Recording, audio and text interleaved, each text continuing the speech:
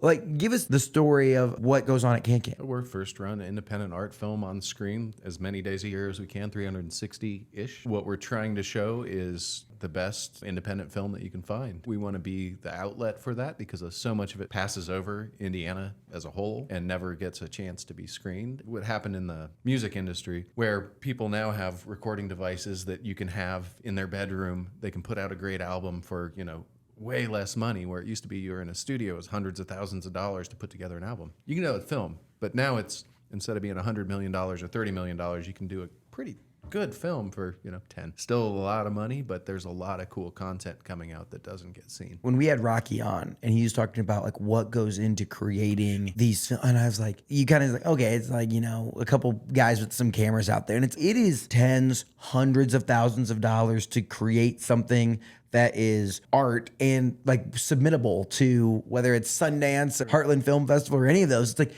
is way more expensive than you think. It's like, I have a few cameras and I'm like, oh, I could go out and make a film. No, absolutely could not. It is a capital intensive process. It's like a venture company. Like, you go out and get people to fund your film, $1 million, $2 million, whatever it is, with the hope that you can get the right actors, you can get the right everything, and then sell it. And that's how you get your exit, right? It's like based on how many streams and DVDs, if they still do DVD, I don't know. But like, that's how you get your exit back to your investors. And I did not think about art and film that way. I didn't know the ins and outs of that, and it's crazy. What we want is a space for exhibition. As so much competition comes up with streaming, everybody's device can be in your hand, 80-inch TVs on people's walls in their houses, and can get anything pretty much with the click of a button a week after it's released in a theater. We want to preserve the social aspect of seeing a film and enjoying a film and connecting with a community. So we want to be a place where people can have conversations around film, where they can have that experience, where they can laugh together, cry together, decompress after seeing a film, and actually have a real experience around it, and not just this solitude of sitting on your couch and just consuming. Building community around that versus,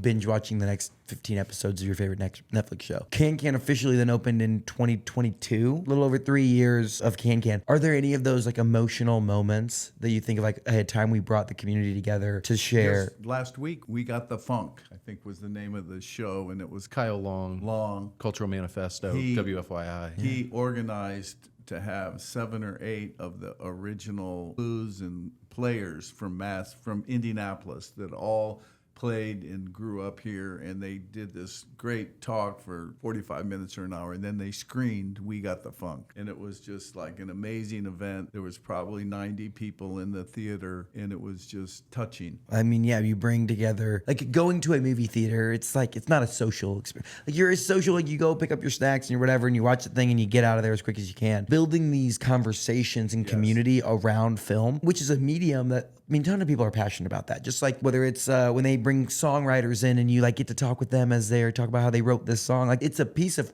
art and culture that Regal Films like just kind of like commercialized out of it. I went to the dual premiere. There's A-list actors in Hollywood, and I was like, this is really cool. Everyone gets a question, and it's a Q&A segment of like, what was going through your mind and how hard was it to do? And I was like, wow.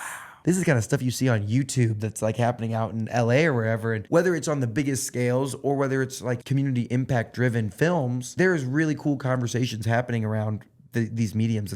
I love that. I think that's super cool. We're trying to get some sort of tax abatement to do movies. That's why our state is so way behind with shooting and doing movies. Well, tax credits for production credits, like they have in Georgia. So if you notice, Pennsylvania and Georgia, outside of your New York and Hollywood and other places you'd expect films to be made, are getting the bulk of like smaller independent films because they've got such a great tax credit system. So you see that little Georgia peach, splash screen before the film that this film was made in Georgia, even though it's set in Indiana or Michigan. Their tax structure makes sense to be able to make a film in that state. Ours, it doesn't. So it's a lot harder to make a film here and more expensive. And it would be interesting, right? You think about Georgia, and it's like if Indiana leaned into this of like, okay, your movie can be set in LA, but with the duel, there was scenes that were set in LA, and they used Lake Michigan to be like the coastline where they were like out on the beach or whatever, and it looked like it was the ocean. Sure.